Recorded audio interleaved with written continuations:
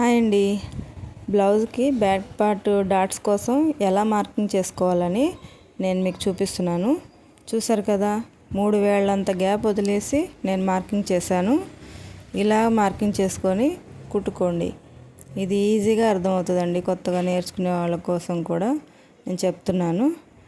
ఈజీగా అర్థమయ్యే పద్ధతిలో చెప్తున్నాను. నేనైతే అన్ని బ్లౌజులకి ఇలానే కుడతాను. ఏ సైజ్ బ్లౌజ్ అయినా ఇదే పద్ధతి, ఇదే మార్కింగ్ చేయండి. మంచిగా వస్తుంది, కరెక్ట్గానే వస్తుంది. ఈ 2 ఇంచులు 3 ఇంచులు కొలత అసలు అవసరమే లేదు. చూసారు కదా నేను ఎలా వేసాను. ఇలా వేసి కుట్టండి.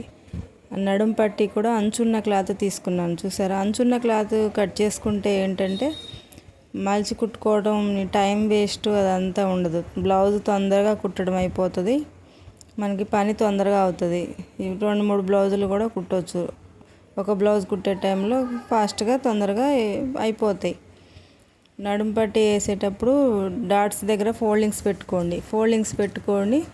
నడుంకి లూజ్ కుట్టు కూడా వేయండి. మళ్ళీ మలిచి లూజ్ కుట్టు కూడా వేయండి. లూజ్ కుట్టు వేయకపోతే చేతి పని చేసే వాళ్ళకి కష్టం అయిపోతుంది. నేను అన్ని బ్లౌజులకి ఇలానే వేస్తాను. లూజ్ కుట్టు వేస్తే మనకి కుట్టడం కంప్లీట్ అయ్యేసరికి కూడా నీట్గా ఉంటుంది. చేతి పని చేసే వాళ్ళకి కూడా ఈజీగా ఉంటుందండి.